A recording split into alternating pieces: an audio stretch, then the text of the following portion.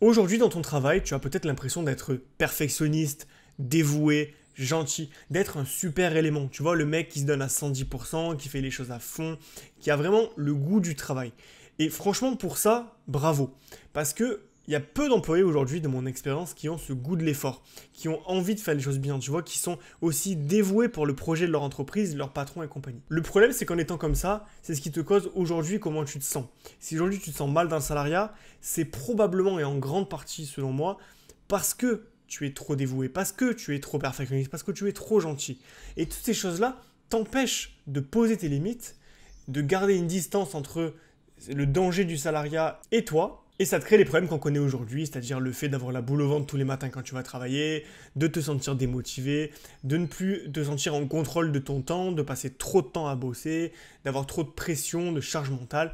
Et donc aujourd'hui, tu as envie d'en sortir. Dans cette vidéo, je vais t'expliquer quel est le bon comportement à adopter en entreprise pour ne pas se faire bouffer, pour poser ses limites à son patron, pour garder une certaine liberté pendant que tu es encore salarié, et comment te positionner, trouver ta place pour pouvoir tenir encore quelques mois ou quelques années, le temps de générer des revenus automatiques pour quitter le salariat. D'ailleurs, si tu ne me connais pas encore, je m'appelle Johan, je suis un ancien employé dans le domaine du web marketing, j'avais tout pour être heureux dans le salariat, donc un bon diplôme, une bonne entreprise, un bon salaire, de la reconnaissance sociale, tout ce que tu veux. Mais je me sentais pas à l'aise, je me sentais pas bien, je sentais qu'il y avait quelque chose qui allait pas, que j'étais pas à ma place. J'étais d'ailleurs un gars très perfectionniste, très gentil, très dévoué, qui était tout le temps à fond et qui souffrait des injustices du salariat, qui se sentait plus à sa place et qui avait juste envie d'être reconnu à sa juste valeur, de gagner l'argent qu'il mérite de gagner, d'être motivé par ses missions, de pouvoir choisir quand il travaille et d'où il travaille. Toutes ces choses-là, je les sentais, tu vois, au fond de moi, ça me manquait. Et puis j'ai fait un burn-out, voilà, malheureusement. Et ce burn-out-là m'a conduit à créer des revenus automatiques. Les revenus automatiques, c'est des petits projets que tu vas créer, qui vont au début te prendre du temps, mais une fois créés, vont te rapporter de l'argent en automatique une fois que tu les auras automatisés. Donc c'est de l'argent qui va pouvoir travailler sans que ta présence soit requise, et donc pouvoir te libérer du salariat pour retrouver tes 3 libertés, financières, géographiques et temporelles. Donc si tu es intéressé par l'idée de créer des revenus automatiques pour quitter le salariat, et que tu as envie toi aussi de retrouver ta liberté, n'hésite pas à t'abonner à la chaîne pour ne pas manquer les prochaines vidéos, je fais régulièrement des vidéos sur ce sujet-là, et je t'invite également à essayer mon simulateur de liberté financière. C'est un petit simulateur où tu vas rentrer des données, donc ce que tu gagnes aujourd'hui, combien tu as d'épargne, les projets sur lesquels tu voudrais te lancer pour quitter le salariat, et je vais te dire précisément dans combien de temps tu pourras quitter le salariat si tu commences le projet aujourd'hui. Voilà, c'est un petit simulateur sympa, je te mets le lien en description, il est totalement gratuit, tu peux l'essayer, ça prend quelques minutes. Voilà, dans cette vidéo, j'aimerais qu'on remette un peu les pendules à l'heure et qu'on se dise que être gentil n'est pas une qualité. Ça paraît être une qualité de prime abord, mais ça n'en est pas une. C'est un petit peu comme dans la séduction, tu vois, si tu veux séduire quelqu'un, on va te dire être gentil, c'est bien. Mais dans la réalité, qu'est-ce que tu remarques? Tu remarques que être trop gentil, dans ce premier date par exemple, avec une personne et tout, en fait, ça plaît pas. Parce qu'on te demande d'avoir du caractère, on te demande de savoir aussi un petit peu taquiner, t'interposer, être, tu vois, avoir un caractère qui te ferait plus passer pour un bad boy qu'un mec gentil. Le mec gentil, c'est dans les Disney qui rapporte la fille, tu vois. Dans la réalité, c'est le mec un peu piquant, qui bad boy, qui est taquin, qui va avoir la fille. Et c'est pareil dans tous les domaines de la vie, en fait. Les gens qui sont trop gentils, malheureusement, n'ont pas tout ce qu'ils veulent. Parce que souvent, la gentillesse est confondue avec la soumission. Et c'est des choses totalement différentes, attention, hein. Tu peux être gentil dans ton couple, tu peux être gentil avec une femme, sans aucun problème. Mais il ne faut pas que tu tombes dans le côté extrême de la chose, c'est-à-dire de se soumettre par gentillesse. Et c'est souvent ce qui arrive dans le salariat. C'est que vu qu'on voit notre patron qui en impose, qui a une certaine prestance, une certaine carrure, qui gagne plus d'argent que nous, qui a créé une entreprise, cette personne a tendance à nous impressionner, parce qu'elle peut nous virer du jour au lendemain. Du coup, on a tendance à la mettre sur un piédestal. Et le fait de la mettre sur un piédestal, ça pose un souci, c'est que on n'est plus d'humain à humain, on n'est plus un rapport d'un contrat, deux personnes qui travaillent ensemble avec un contrat qui les lie, on est sur chef et subordonné. Et en te mettant dans la place de subordonné, peut-être que tu penses que c'est la place normale à avoir, parce que tu es un employé et lui c'est ton patron, mais c'est pas forcément le plus souhaitable. Moi ce que je te conseille, c'est que même si c'est ton patron, que c'est ton N+1, qu'il a des ordres à te donner, parce que c'est ton patron tout simplement et qu'il peut donner des missions et qu'il a le droit de le faire, c'est de te considérer en tout cas dans ta tête à l'horizontale avec lui. C'est-à-dire te dire, ok, c'est mon patron, je le respecte pour ce qu'il est, et je vais pas dépasser les limites, parce que c'est mon patron et qu'il mérite mon respect et compagnie, mais ça reste un humain. Et je vais pas non plus le mettre sur un piédestal, je vais pas non plus faire des choses qu'il a pas le droit de me demander. C'est pas parce que c'est ton patron qu'il a le droit d'aller trop loin dans la relation qu'il a avec toi. Pourtant, il y a beaucoup de patrons qui profitent de ça. Et justement, beaucoup de patrons profitent de leur position pour abuser des salariés, et les salariés de leur position inférieure ont tendance à se soumettre. Donc tu vois, un soumis et un gars qui va soumettre, ça fait un mauvais ménage en général. Il vaut mieux quand même avoir des rapports un peu plus équilibrés. Donc attention à ça, ne sois pas trop gentil au travail. Si on te demande de rester plus longtemps le soir, alors que tu n'as pas envie de le faire, refuse. Si on te dit tiens, ce projet, il faut que tu le fasses pour demain alors que tu n'as pas le temps de le faire parce que le mec il s'y est pris trop tard pour te le demander, ose aussi le dire. Tu vois, c'est que la gentillesse n'est pas de la soumission. Si on te demande quelque chose qui n'est pas possible ou qui va à l'inverse de tes intérêts personnels, n'hésite pas à faire entendre ta voix et à te plaindre. Dis que ça ne va pas. Sois proactif dans la relation que tu as avec ton patron. Et n'hésite pas à dire les choses quand ça ne va pas. Bon, évidemment, il faut mettre les formes, tu vas pas lui gueuler dessus ou l'insulter. Mais tu vas essayer de poser les choses et de dire non, je ne suis pas d'accord avec ça parce que ça. En posant les choses, en disant les choses, en étant honnête avec toi-même et en te respectant, tout simplement en te respectant, tu verras que les personnes en face vont plus te respecter et donc te donneront plus de crédit. Voilà, t'imagines pas ce que tu as à gagner à t'imposer un petit peu dans la relation que tu as avec ton patron. Il va déjà beaucoup plus te respecter, il va faire ses abus, ses dérapages avec les autres employés qui sont moins dominants que toi, mais justement c'est une question de dominance en fait. Les patrons n'essaieront pas de dominer un employé qui est dominant. Au contraire, ils vont le respecter. Et ça, je l'ai remarqué. Les patrons respectent beaucoup le pouvoir. Ça ne veut pas dire qu'il faut devenir insolent, méchant et puis méprisant. Voilà, c'est juste qu'il faut savoir se respecter. En te respectant, en respectant tes besoins, tes envies et surtout ce qui est possible de faire, en étant capable de pouvoir dire à ton patron quand ça va pas, au moment où ça va pas, donc prendre le temps de le dire avec des pincettes et toutes les formes qui s'imposent. Monsieur, je ne suis pas d'accord avec ça parce que ça. Tu vas vraiment te faire respecter. Et tu vas voir que ça va vraiment changer la relation que tu as au travail. Et tu verras que tes patrons seront beaucoup moins toxiques. Ce sera beaucoup plus respirable de bosser avec. Je me rappelle d'une anecdote, quand je travaillais encore dans le salariat, il y avait une femme qui avait été recrutée, une femme de 50 ans, qui avait été recrutée par mon entreprise, qui est arrivée un petit peu en terrain conquis. C'était ma N+1, donc elle était officiellement ma supérieure. Alors que moi, j'étais là depuis 2 ans dans la boîte et elle venait d'arriver. Et tu vois, cette femme-là, elle connaissait rien à mon métier. Elle arrivait, elle commençait à me donner des ordres, à me demander de lui faire des retours sur mon travail et tout. Et en fait, je remettais en question des fois ses choix, mais de manière très maligne, tu vois. Je disais pas non, je suis pas d'accord, je le ferai pas. J'étais là et quand même demandé des choses sur mon travail. Je disais mais pourquoi tu as besoin de voir ça? En quoi ça va t'aider pour ton travail?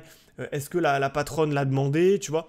Et justement, en étant dans la proactivité, en étant vraiment pas dans la confrontation, mais en lui disant voilà, j'aimerais comprendre pourquoi c'est utile, alors que pour moi, évidemment, si je posais la question, c'est parce que je trouvais ça inutile. J'ai pu du coup la mettre face à ses contrariétés, et au final, elle a fini par me respecter et à ne plus me demander ça, parce qu'elle a compris que je n'étais pas un simple employé qu'il fallait contrôler de manière toxique, mais que j'étais justement un collaborateur qui était son égal, malgré le fait que c'était officiellement ma N+1. Et donc, on a eu un rapport beaucoup plus apaisé. Elle devenait gentille avec moi, elle me faisait des gâteaux et tout. Alors qu'avec les autres employés, elle était dure, elle était vraiment dans le contrôle et compagnie. Parce que j'ai osé, moi, lui dire « Ok, explique-moi pourquoi ça c'est utile et je le ferai. Mais j'ai besoin de comprendre parce que ça me paraît pas logique, ça me paraît pas logique, etc. » Et le fait d'avoir été d'égal en égal et d'avoir eu ce comportement un peu dominant avec elle, d'être vraiment ferme quand il fallait l'être, mais aussi gentil quand il fallait l'être, j'ai pu me faire respecter de la meilleure des manières. Pareil pour le perfectionnisme, tu vois. Aujourd'hui, peut-être que tu donnes à fond dans ton travail, tu te dis voilà, il faut que je sois hyper dévoué, que je fasse mes tâches à 110%. Le problème, c'est qu'en faisant ça, premièrement, tu te fatigues, et deuxièmement, tu donnes une image de gars super motivé dans ton travail, et donc capable d'abattre énormément de travail. Donc tes patrons vont se dire bêtement, il peut beaucoup travailler, donc on va lui donner plus de travail. Et troisièmement, psychologiquement, en étant perfectionniste, tu es en train de te créer un déséquilibre qui va t'épuiser à long terme. C'est-à-dire que tu ne peux pas tenir du perfectionnisme sur le long terme. Le perfectionnisme, c'est toxique. On croit souvent que c'est quelque chose de positif, que c'est une qualité cachée. Pas du tout. Le perfectionnisme, c'est quelque chose qui t'empêche de passer à l'action, qui te fait rester 50 ans sur la même tâche, alors que la tâche, elle demande 10 fois moins de temps. Et donc, en faisant ça, le problème, c'est que tu perds énormément de temps. Tu perds énormément de temps et d'énergie mentale, et ça, c'est vraiment pas du tout une qualité. Donc, être perfectionniste, ça peut paraître bien, de prime abord, parce qu'on dit oui, ça va être parfait, le travail et compagnie, mais en réalité, le temps que tu perds et l'énergie que tu perds à essayer de faire des choses parfaites, ça te plombe vraiment. Ça te plombe le moral, l'énergie, ta motivation, et ça te tue ta confiance en toi, parce que tu as toujours l'impression de ne pas être assez bon pour atteindre la perfection, parce que la perfection ne s'atteint jamais toute. Donc à vouloir toujours avoir la perfection, bah en fait tu perds du temps, tu perds de l'énergie. Et en plus de ça, tu crées un précédent où tes patrons ils se disent bon bah le mec qui sait beaucoup travailler, il veut travailler parfaitement donc il donne plus de travail. Mais ne crois pas que tu n'auras plus de reconnaissance parce que souvent quand on travaille beaucoup dans le salariat, on a besoin d'avoir l'approbation de notre patron. On cherche justement qu'il nous dise c'est bien, tu as bien travaillé, tu es mon meilleur élément, je vais mieux te payer. Parce qu'on pense bêtement et en même temps c'est normal, c'est logique en vrai. On se dit si je suis bon, si je suis le meilleur, mon patron va le remarquer de lui-même et il va donc me faire des traitements de faveur. Mais souvent, c'est pas le cas. Souvent, ton patron, il en a rien à faire que tu bosses bien, il en a rien à faire que tu sois le meilleur élément, il en a rien à faire que tu sois sous-payé. Lui, ce qu'il veut, c'est juste que tu travailles et que tu te taises. Et toi, c'est pas ce que tu veux. Toi, tu as des intérêts contraires. Tu as envie d'avoir des avantages, tu as envie d'être bien payé, tu as envie d'être reconnu. Mais ça, ton patron n'est pas toujours capable de te le donner. Et si tu es sur cette chaîne, c'est que probablement il ne te le donne pas aujourd'hui. Donc voilà. Ne crois pas que ton patron c'est la solution à tout, qui va tout te donner. Donc arrête de te faire bouffer, arrête d'être perfectionniste, arrête de trop bien travailler, arrête d'être trop gentil avec ton patron, de dire oui à tout quand t'es pas d'accord. Impose-toi, dis-lui quand ça va pas. Quand il donne du travail que je ne peux pas faire, dis-lui aussi. Ne donne jamais à 100%, donne-toi à 80, 70% de tes capacités pour en avoir toujours sous le pied et ne pas habituer ton patron à être trop efficace. Parce que si tu es trop efficace, il va te demander d'être encore plus efficace. Et il va te le demander régulièrement. Donc, essaye des fois de temporiser aussi tes missions pour paraître dans la norme et arrêter de te sentir obligé de te donner à fond et après de te plaindre derrière que les gens qui brassent de l'air sont plus aimés. Parce que c'est la vérité et je reconnais cette injustice moi-même. C'est horrible de voir des gens qui n'en branlent pas une de la journée, qui boivent des cafés, qui fument des cigarettes sur cigarettes, qui font rien de spécial dans la journée, qui discutent et compagnie, et qui, eux, sont adorés au boulot. Les patrons les adorent, alors qu'ils font rien. Et tu le vois, c'est une injustice. Toi, tu travailles pendant qu'eux, ils rigolent. Mais par contre, eux sont mieux payés, eux sont plus respectés, eux ne se prennent pas de réflexion toxique du patron, parce que, c'est dur à entendre, mais il faut que tu l'entendes, eux ont réussi à s'imposer, alors que toi, non. Donc, tu vois, peut-être qu'eux ne sont pas perfectionnistes et que leur travail, c'est pas quelque chose de très important.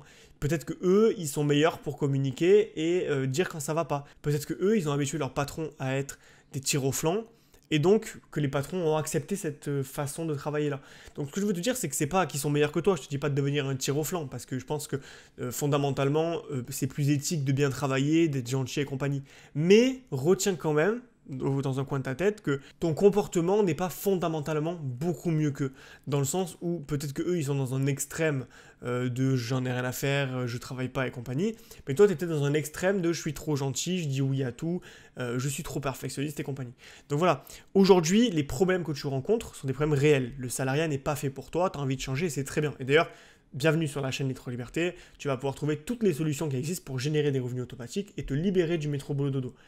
Mais, ceci étant dit, il y a aussi une part de responsabilité qui vient de toi, qui fait que le problème n'est pas uniquement des patrons, mais aussi de la façon dont tu reçois l'information, dans la façon dont tu vis le salariat, son injustice, son manque de motivation et compagnie. Et ça, tu peux le travailler pour au moins, en attendant de quitter le salariat, apaiser tes souffrances, c'est-à-dire en étant quelqu'un d'affirmé, qui va moins dire oui à tout, qui va être moins parfait, qui va être moins voilà, à fond dans son travail et qui va pouvoir aussi être capable de se protéger de tous ces maux au quotidien. Donc exige le respect, n'aie pas peur de contrarier quand tu es dans ton bon droit, dis les choses et tu verras que tout va beaucoup mieux se passer à court terme au moins pour le temps de quitter le salariat avec des petits projets rentables et compagnie. Voilà, c'est la fin de cette vidéo. Si elle t'a plu, n'hésite pas à t'abonner à la chaîne pour en avoir des prochaines vidéos. Et n'hésite pas également, encore une fois, à télécharger mon simulateur de liberté financière. Si tu as prévu de quitter le salariat tôt ou tard, ben, n'hésite pas à voir le projet que tu veux faire, combien il peut te rapporter. Tu remplis quelques données et ça va te donner automatiquement le temps qu'il va te falloir pour te libérer du salariat. Donc n'hésite pas à le remplir, je te mets le lien en description. C'est gratuit, ça prend 2 minutes et tu verras, c'est très sympa pour un petit peu te projeter dans l'avenir.